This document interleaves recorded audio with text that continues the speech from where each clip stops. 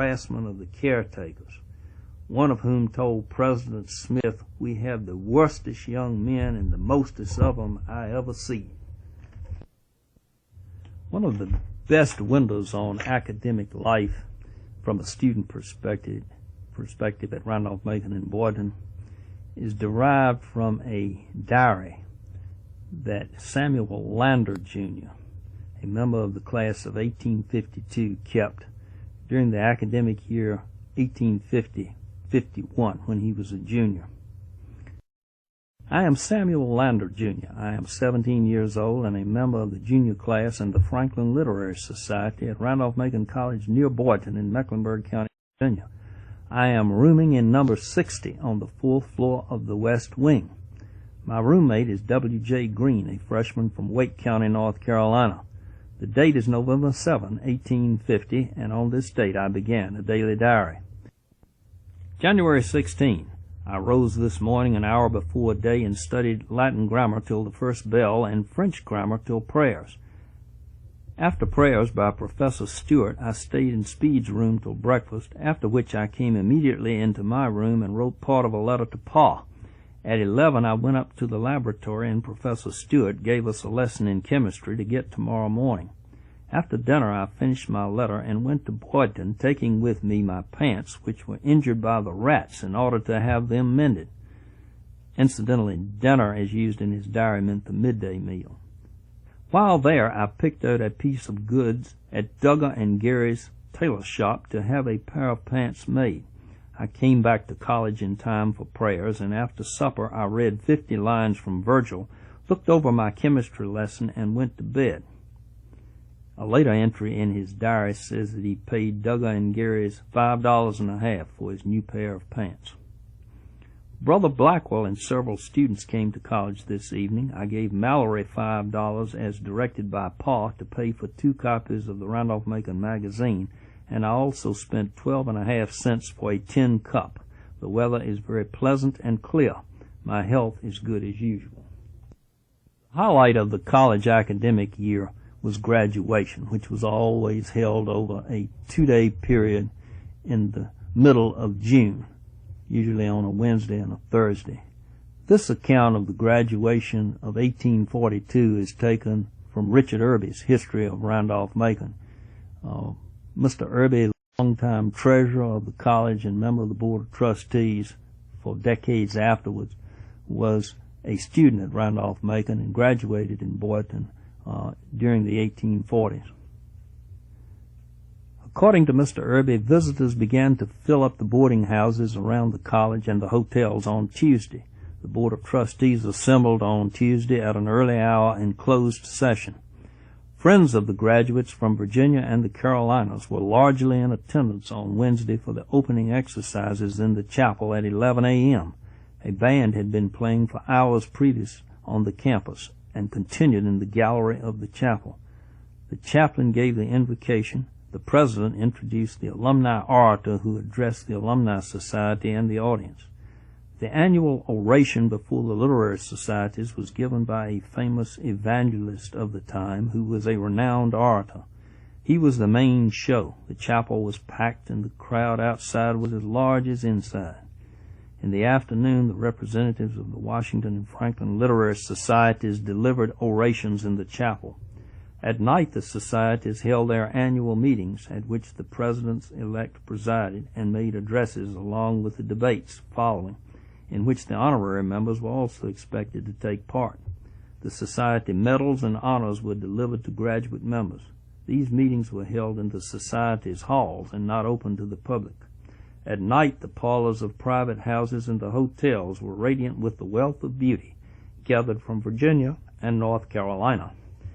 The next day, the graduating class made their last bows to a college audience, having, according to custom, appeared 3 times before in the last year of their course.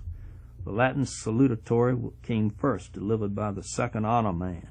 This was followed by the orations of others, without regard to grade. The closing valedictory was delivered by the first honor man, who in a manner represented the whole class.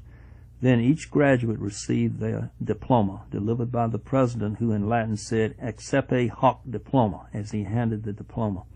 The graduating class was complimented by a party given in their honor by the students at the Stewards Hall, which was largely attended. This closed commencement. So great was the interest in the annual commencement that parties came from long distances, even as far as South Carolina. Some came in coaches drawn by 4 horses with outriders. Randolph-Macon, a pioneer alma mater and her offspring. From the beginnings at Boydton and later maturation here, ultimately grew 5 institutions known as the Randolph-Macon System: Randolph-Macon College, Randolph-Macon Women's College, the 2 Randolph-Macon Academies in Bedford and Front Royal, and Randolph-Macon Institute in Danville. Moreover, over a dozen Methodist-related colleges in Virginia and North Carolina trace their spiritual antecedents to this place. However, in the last analysis, a college is an entity in which the generations are knit each to each. Randolph-Macon students and faculty who lived, shared, and bonded at Boydton included many notable persons. For example, the second president, Landon Garland, was later the longtime chancellor of Vanderbilt University in Nashville. His infant son is buried in the college cemetery here at Boydton.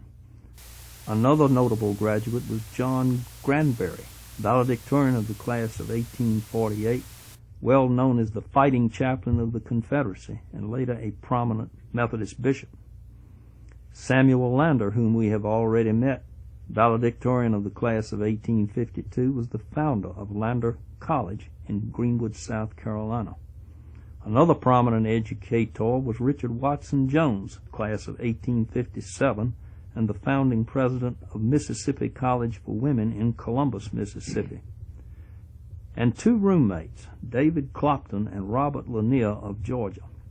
Clopton, valedictorian of the class of 1840, represented the Montgomery, Alabama area in the United States and Confederate States Congresses, and thereafter for many years was an Associate Justice on the Supreme Court of Alabama.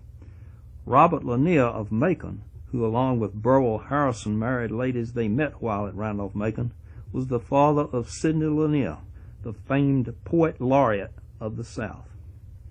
College years and the associations formed during this time between youth and adulthood and the enabling institution are among the most cherished events in a person's life, and no place is more special than the birthplace in Boydton of America's oldest continuous Methodist college.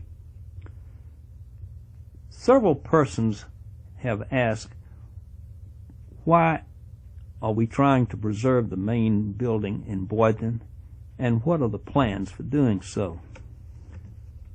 One of the first questions asked was, how did the building deteriorate to its present state of disrepair?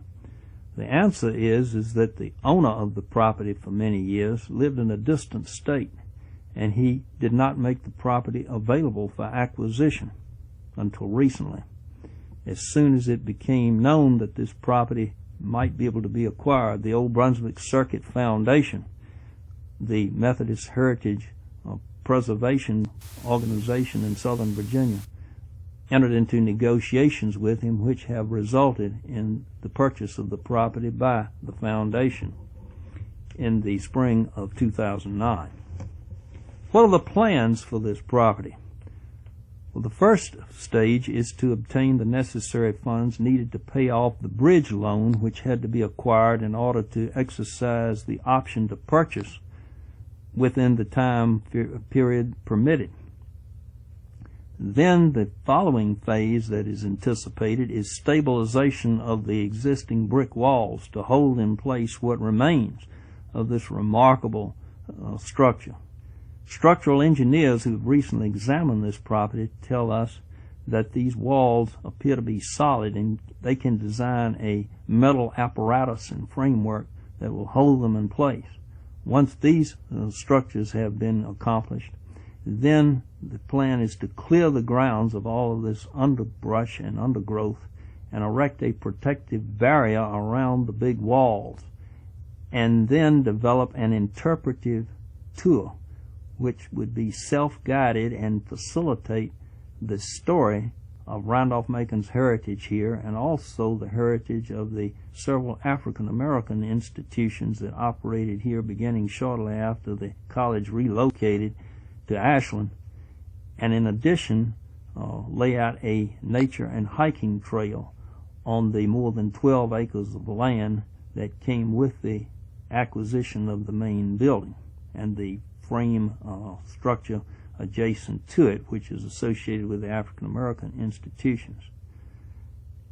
Later phases could involve some selective reconstruction of the main building dependent on feasibility and cost. How can I participate in this effort to preserve this priceless piece of Randolph-Macon and early American pioneer Methodist heritage work? You can do so by contacting alumni and friends who you think may be interested in this subject but who don't know about the project, and also by assisting with financial aid and endorsements of the work. If everyone would contact one, this would be a great way to make this project the successful venture that it needs to be done. More information about this project can be obtained by contacting alumnus Jack Russell at area code 804-355-0100. Contributions can be directed to the Randolph-Macon Boydton Fund in care of the Old Brunswick Circuit Foundation, P.O. Box 385, Lawrenceville, Virginia, 23868, to the attention of Glenn Johnson, Treasurer.